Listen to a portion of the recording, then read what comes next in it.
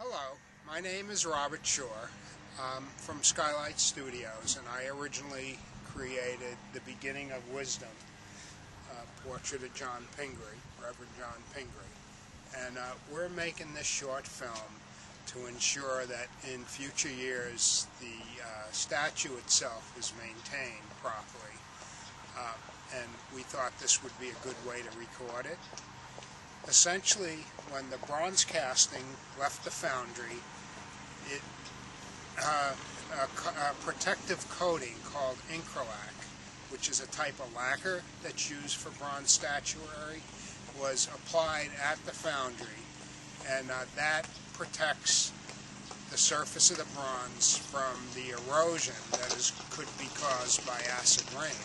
So it's important to keep the protection of the bronze surface renewed, because the acid rain will actually etch the surface of the bronze and diminish the detail.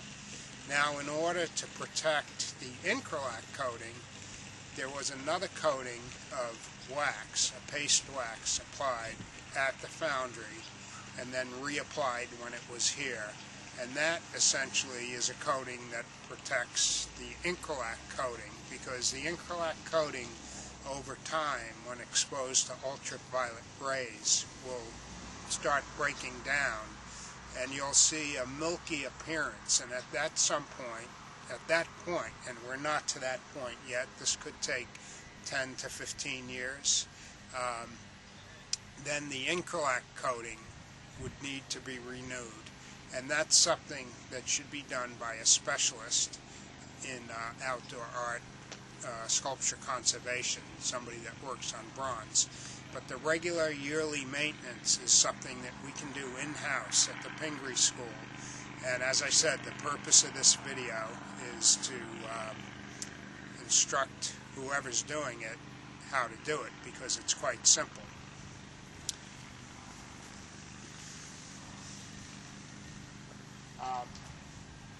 The first step, and we will be taking other films as we are completing this process, the first step is to simply use sponge and a water, and you can use a little bit of soap if it was very dirty, but in this case the statue is quite clean, and we just want to sponge and rinse off any loose pollen or atmospheric dirt that's on it.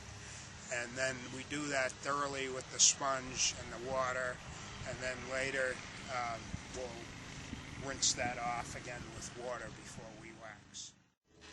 Okay, as I mentioned, first thing we're going to want to do is just use regular tap water, sponge, and starting at the top, just going to go over it. Use a lot of elbow grease. Definitely want to start at the top and go down. And as I said before, this is particularly clean. You can see there's no dirt off. And the heat in the pollen season, though, it's important. If this was done in the spring, during the pollen season, you'd see a lot of loose dirt and pollen would be wiped off. So you basically just want to start at the top, go down, get every surface, get in all the cracks, and wipe it down really well. This process is best done at least once a year. It wouldn't hurt to do it twice a year. It's good to do it in the fall, and it's best to do it on a day, well, it's impossible to do it on a day that's raining, but a day that's less humid is always better, and it can be done in the fall or the summer would be the best time. So I've pretty much gone and done the whole top, the back and front of the figures, and now I'm just working my way down to the base to finish the washing with water. And it's these flat surfaces like the top of the base, which may be a little bit dirtier. Sometimes in the crack you'll see a little bit of debris or things that get caught in there, so it's good to clean that out as you go. But basically it's kind of common sense.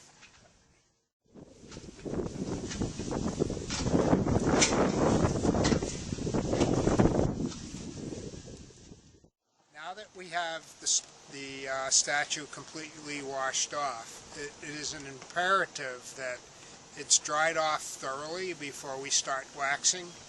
Now, if you were doing this here at Pingry, there's no reason why you couldn't wash it, let's say, on a Monday and wax it on a Tuesday. In this case, being we're here from out of state, we're just going to dry it up. And what I like to do to dry it up quickly is to simply use a leaf blower, blow air on it, or you could wipe it down good with rags and let the sun do the job, let it wait a couple hours and it'll be thoroughly dry. But in order to save time, I'm going to just dry it up with a leaf blower, and as I said, that's not imperative so long as it's dry whenever you do wax it, and we'll be waxing it next. So.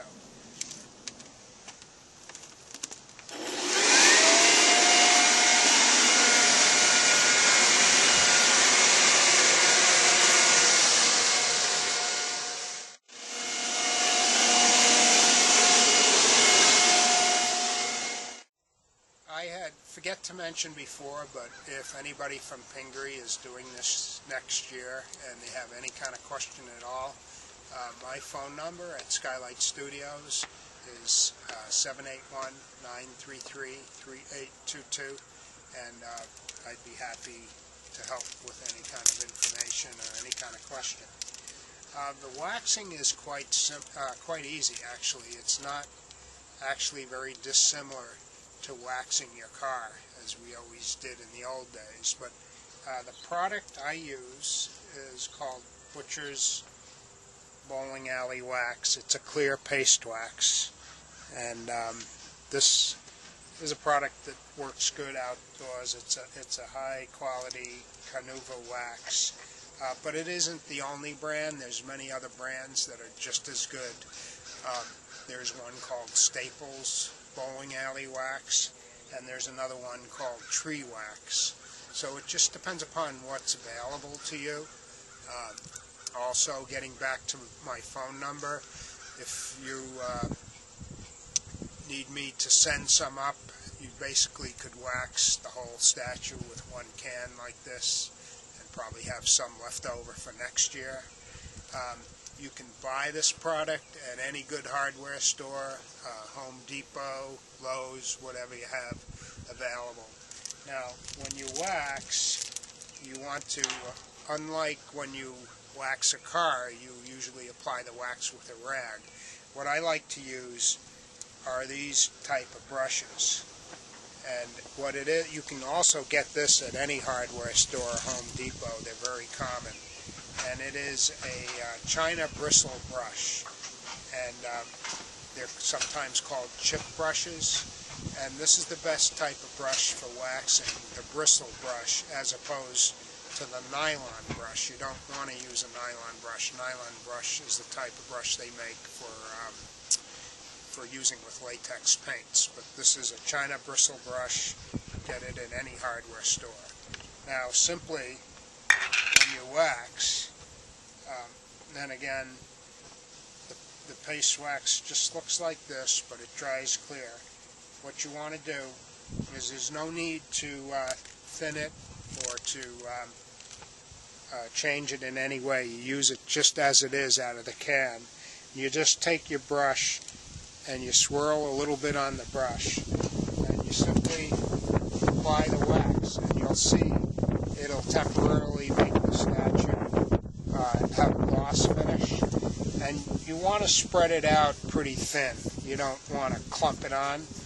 You don't want to see any clumps of wax, but once you put some on the brush, you want to spread it out, put it on like this, and then go behind with a swirling motion that will eliminate the brush strokes. And you basically do it from one point to the other. Systematically is the word, because what you want to do is make sure you get all the surfaces. And you can actually see a marked difference when you put the wax on. And if it's a sunny day like today, it'll dry almost instantaneously and it'll go flat. So you want to just keep track of where you are and basically go over the whole surface. We're going to start at the top and work our way down, get in all the corners. You know, if you see any clumps of wax that might look like this in a corner, you want to spread them out so that it's nice and even.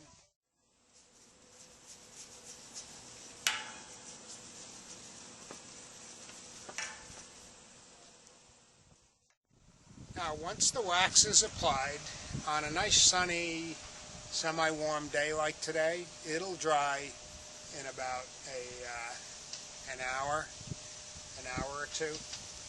And you don't really want to buff it until you know it's thoroughly dry, because what will happen is if you buff it too soon, instead of buffing it and leaving the wax on, you'll be actually wiping the wax off since you buff it with a cotton rag. So basically, what you'd want to do is, you could tell it's dry when it goes completely matte like this. There's no gloss to it at all. You can see this is kind of a matte finish. And then also it's dry to the touch. So you want to check it, but like I said, it won't take long to dry on a nice sunny day. Also, just for your information, there's no reason why you couldn't wax it on one day and just let it sit overnight and buff it the next day if you're not sure. In this case, we're going to buff it right away since I said we're out of state. And then basically what you're going to want to do is you're going to want to use a cotton rag. It could be any kind of cotton rag or a diaper. You could use this type of rag to buff it, or if you find it a little easier, you could use a larger China bristle brush, or actually a shoe shine brush always works fine. But when you buff it, basically it's just, you rub it lightly and you can see the difference. You'll see the wax will go to a shine, and that'll actually help harden it. And it's really as simple as that. It's quite easy to do, and you can see right away an area that is buffed here as opposed to this area which wasn't, because the shine will come up. And what you want to do is thoroughly start from the top again and buff the whole statue. And then once you do that, you're essentially done. You're done for this year anyway, and then you'll do the same process next year. Just in case there's any drippage of the wax on the stone, which there wasn't in this case, but if there was, the solvent for the wax is just simple paint thinner. So you take a clean rag and you put a little paint thinner on the rag and then just wipe the residue of the wax off, since the wax would change the color of the stone.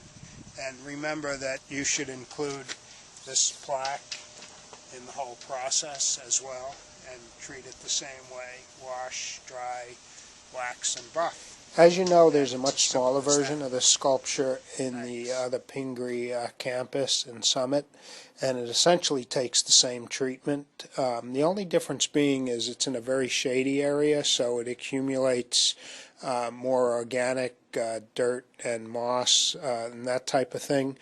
So essentially the treatment's the same. You're going to wash it, which will take a little more elbow grease to get all the deposits off. Dry it, wax it, and buff it. And I hope that we can complete this process more frequently, maybe 2 or 3 times a year, because of its exposure. So in any case, if there's any questions, feel free to email me, call me, and good luck with the continued maintenance of the sculptures. Thanks.